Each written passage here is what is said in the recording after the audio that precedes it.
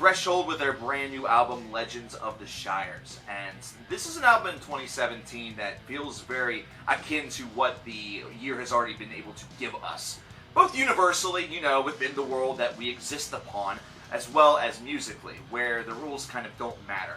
Threshold comes to us with a 2-disc album, less than a year after the Astonishing by Dream Theater essentially painted the 2-album set as potentially hazardous to your health. Now, of course, Threshold is a much different band than Dream Theater, so this has the potential to really revel in some excellence. Now, if you remember Threshold's album Psychedelicatessen from all the way back in, 94, then you'll recognize the vocalist on this album, considering it's the same gentleman. So we have a brand new voice considering the one that you heard a couple of years ago with their last release. So it's going to have a little bit of a different sound to it, and it's definitely going to have an epic sound to it. If you are familiar with Threshold's ability to take tracks and take them to the epic and to the extreme, well, then you are certainly going to be very pleased with what you are going to get. But what exactly do you get? This is an album that in 2 parts, in 2 discs, is able to deliver the following. The first disc being 6 tracks, and almost instantaneously whenever you get into Small Dark Lines, which happens to be the brand new single that the band has offered for us, you can immediately hear that sort of initial Threshold charm that exists on every album. Threshold's a band that loves to get off on the right foot in a hurry. They do not want to screw around and try to keep you waiting for their singles or keep you waiting for their strong material. They want you to sort of get sucked right into that world, and they are able to do that with Small Dark Lines. But then they immediately throw the curveball. They give us The Man Who Saw Through Time, which is the 11-minute and 51-second longest track on both discs. Not only disc 1, but the whole album. And this one really immediately paints you with some pictures that are similar to a pilot of On the Sky of Dreams. Some things that resemble some mid-2000s era for the band, while also channeling some of that 90s and, really writing and forging their own new legacy and legend here in 2017. This is a track that winds and weaves. It's fantastic soloing, and these are really, things that you could say about the whole of the album. But this is where the introduction really occurs. This is where you understand and maybe start to get those first feelings that Threshold has kind of touched base with something a little bit magical with this release. That this is one that is going to become harder and harder to put down as it goes forward. And you know what? Whenever you get to Trust the Process as well as Stars and Satellites, that continues, considering they're able to maintain and continue that prog metal ruthlessness, while at the same time, on the latter track, Stars and Satellites, dial it back and actually take it into a more pop or prog rock department. You thought Steven Wilson was the only person that could do that in 2017? Well, you're wrong, because this feels very much like it's channeling back some of that 80s prog rock, some of that early 90s prog rock. It's almost as though, considering they have the vocalist from Psychedelicatessen, that they want to channel a little Psychedelicatessen. I know, it's weird, right? But it's that sort of intermix and interweaving of the progressive side, the rock side, the psychedelic side, almost channeling a little bit of Pink Floyd in there in the process, just sort of like sucking all of these things in like Kirby from Kirby's Dream Land. And then what we get is not a clusterfuck. It's instead something that feels very sincere and very real. Something that they obviously dedicated a whole heck of a lot of time to perfecting to ensure it doesn't sound like it's scatterbrained.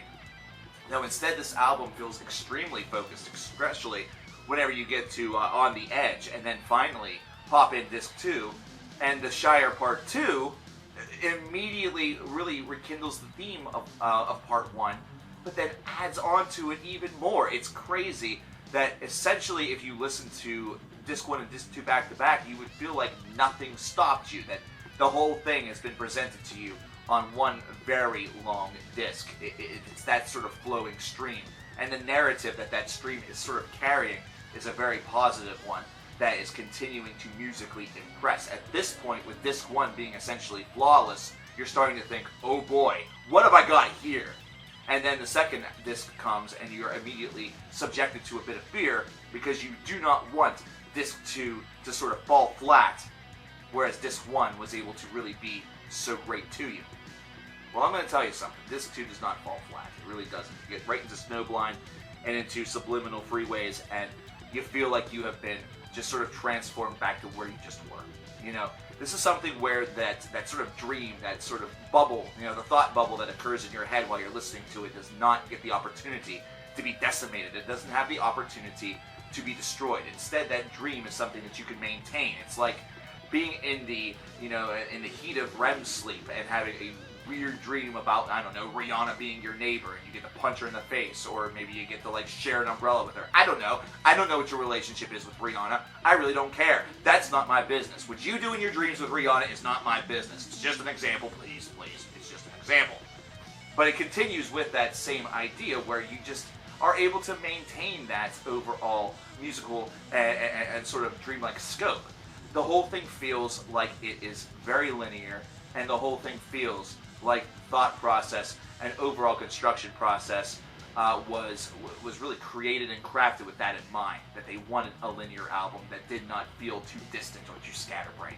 And they do that. There's only really one track off of this album that I am not totally sold on, and that's Superior Machine. But it's really something that, by saying that I'm not totally sold on it, I didn't find it to be, you know, next to perfection. This was instead a song that just felt like it was about average. It was par for the course for what Threshold is able to produce, but still had some pretty good moments. And then you get the Lost in Translation and then Swallowed. And immediately, this 10-minute and 20-second long sub-finale in Lost in Translation delivers, once again, the same sort of powerful storytelling and masterful songwriting that The Man Who Saw Through Time was able to do on Disc 1. I do feel that The Man Who Saw Through Time is a little bit more superior than Lost in Translation, but I think the two are able to really hold up very well. This is not a fight that between the two of them that's over in 38 seconds. It's instead one that goes down to the judge's count and the judge's total. And then Swallowed is something that feels so out of place. It's something that starts off almost sounding like Threshold does country music, but then reinvigorates and reintroduces the themes of the Shire, the 3 Shire parts that you've heard before this, and ends the album in a very circular fashion, and it comes out of nowhere. It is like that RKO out of nowhere. And whenever it does this, it immediately affects you emotionally. And that's another thing that this album is good at doing. Because that right where you think, or right when you think that you're at a position that feels predictable, it blindsides you. And it's not usually a blindside that involves a riff square in the face. It's instead a blindside that channels in and shifts up your internal emotion, shifts up your feeling, immediately grabs at you a different way. Instead of maybe grabbing at your dick, it's grabbing at your heart. One way or the other, Threshold have done something pretty magical with this album. Threshold have done something that Dream Theater couldn't do, or at least they haven't been able to do in over a decade. And that's make a double album that feels like every track that is, presented on it has not only a meaning, a place, a purpose, but was written with the same amount of care. As though, in reality, they didn't need to struggle to make material, it all just kind of flowed out perfectly. As though this was intended to be this way, mostly because it probably was. This album is a 29 out of 30. It is near perfect, and honestly, I think by the end of the year that number may shoot up to the 30 out of 30. I don't know. This is a really hard one to really talk about 100% with concrete knowledge of how I'm going to feel in December. All you need to know is that Threshold and Legends of the Shires is a bona fide album of the year contender.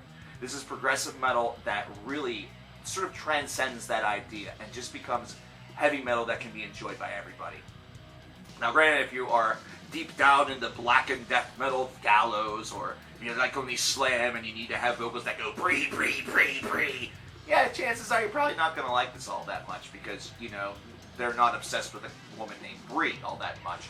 But it's still an album that is going to make believers out of a lot of different people, that progressive metal has a lot of bands to offer here in 2017, as opposed to just Dream Theater. But I want to know what you think about this album. What did you think about Legends of the Shires by Threshold? Let me know in the comments below. I'm CoverKillerNation. I'll talk to you guys next time. Take care.